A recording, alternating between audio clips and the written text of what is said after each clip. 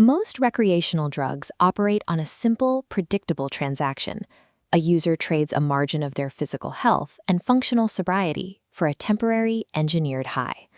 To survive, your body operates as a heavily guarded fortress. You have hardwired defenses keeping you alive, pain signals that prevent you from tearing your own muscles, internal thermostats that prevent your organs from overheating, and neurochemical reality checkers that anchor your perception to the physical world. But scattered throughout history are chemical anomalies that completely ignore that transaction. These substances exploit specific biochemical loopholes, bypassing your natural defenses by hijacking the very signaling pathways intended to keep you safe. To understand the most extreme drugs ever documented, we have to look at exactly how they systematically dismantle the human machine, breaking down our physical form, hijacking our sensory perception, overriding our capacity for choice. During World War I, munitions workers handling an industrial chemical called DNP noticed they were rapidly losing weight. By the 1930s, pharmaceutical companies saw a market and began selling the chemical as a diet pill. Then, patients started dying. This diagram shows how DNP attacks the metabolic engine of your cells. Normally, mitochondria convert energy from food into ATP, your body's fuel. DNP breaks this process. It uncouples oxidative phosphorylation, converting that chemical energy directly into raw heat. Your metabolism skyrockets, but there is no biological off switch. Body temperatures climb past 106, 108 degrees. Sweating and ice baths cannot stop the internal heating process. The drug effectively cooks your organs from the inside out. While DNP destroys the metabolism, other substances attack the vascular system. When heroin became too expensive in rural Russia in the early 2000s, users cooked an alternative called desomorphine, using codeine tablets, gasoline, paint thinner, and red phosphorus. Known as crocodile, the highly caustic mixture isn't filtered. It's injected directly into veins, killing blood vessels and necrotizing the flesh from the injection site outward until the bone is exposed. Then there is bromo dragonfly, a hallucinogenic phenylalanine derivative, so potent its active doses are measured in thousands of a milligram. While standard psychedelics last 6 to 12 hours, a single dose of bromo dragonfly produces a trip lasting up to 72 continuous hours. But the danger isn't just duration. The drug aggressively constricts your blood vessels. Circulation to the extremities drops so severely that tissue begins to die. Hospitals documented multiple cases of users losing fingers, toes, and limbs to gangrene after a single use. The most primitive way a chemical can hijack the human machine is by destroying the physical vessel, all while leaving the user's consciousness entirely intact to experience the deterioration. Most psychedelics target visual perception, creating breathing walls or geometric fractals. A tryptamine known as dipit completely ignores your vision. Your sight stays normal.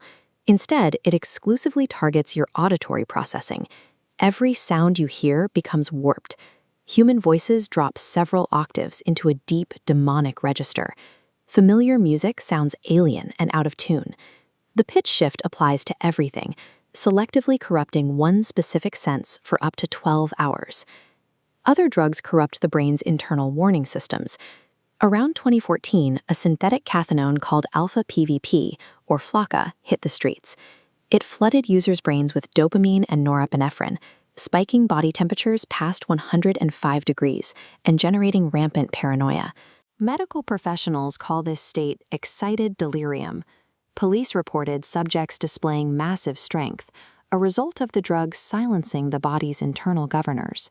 Your muscles can always exert extreme force, but your brain prevents it to protect your tendons. Flocka removes those limits, allowing users to fight through tasers or break handcuffs, even as their own muscles tear away from the bone. When you introduce a chemical that scrambles accurate sensory input and turns off the biological pain limits, the human machine is left entirely blind to the damage it is inflicting upon itself. Every drug community on the internet has the exact same rule regarding the datura plant. Don't touch it. Unlike recreational psychedelics where users are aware they are hallucinating, datura induces true delirium. Users completely lose the ability to distinguish reality from the chemical distortion. They will spend hours holding conversations with people who aren't there or smoking cigarettes that don't exist.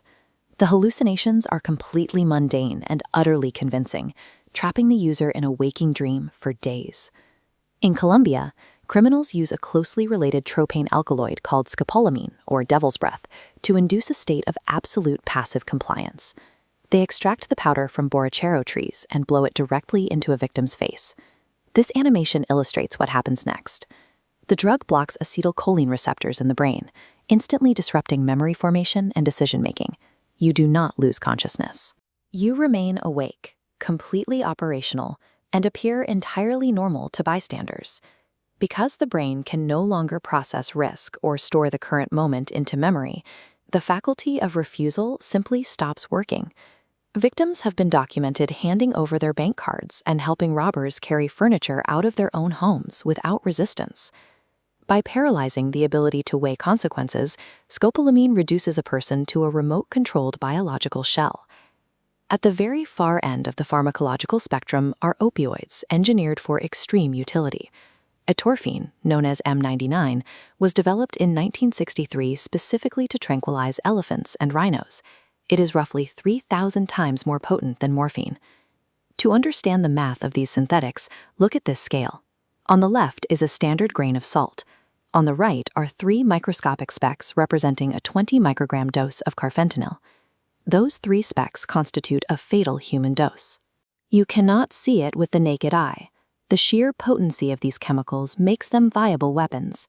In 2002, Russian special forces pumped a carfentanil derivative mixed with an anesthetic into the ventilation system of a Moscow theater to end a hostage crisis. The gas killed the terrorists, along with 130 hostages. When illicit carfentanil hit the street drug supply around 2016, it created a logistical nightmare. Because simply inhaling a trace amount of the powder during evidence processing can be lethal, first responders and forensic teams are forced to adopt full hazmat protocols just to handle suspected samples. When dealing with ultra-potent synthetic opioids, the dosage gap between a biological effect, unconsciousness, and death barely exists at all. The facts of pharmacology are often obscured by internet mythology. Adrenochrome is a real chemical. It's just oxidized adrenaline. But after Hunter S. Thompson wrote a fictional account of it being a powerful psychedelic harvested from living adrenal glands, conspiracy communities took the fiction as documentary fact. In reality, the substance can be synthesized cheaply in any lab and has no verified psychedelic properties. The actual darkness surrounding drug use rarely involves exotic conspiracies. It is usually driven by extreme poverty. In the 1990s, 8 organizations in Zambia documented street children fermenting human waste in bottles to inhale the methane and hydrogen sulfide gases. The resulting practice, known as Gencom, offered a brief, delirious high, a desperate chemical escape for those with absolutely nothing. That same dangerous curiosity exists at home. At high doses, the common baking spice nutmeg acts as a severe toxic delirant. Users endure 48 hours of racing hearts, intense paranoia, and frightening hallucinations. It sends people to emergency rooms every year, causing real organ damage.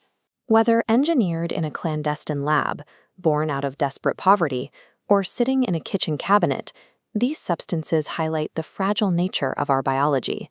Our perception of reality, our physical safety, and our ability to make our own choices all rely on a delicate chemical balance, one that can be entirely rewritten by the introduction of the wrong molecule.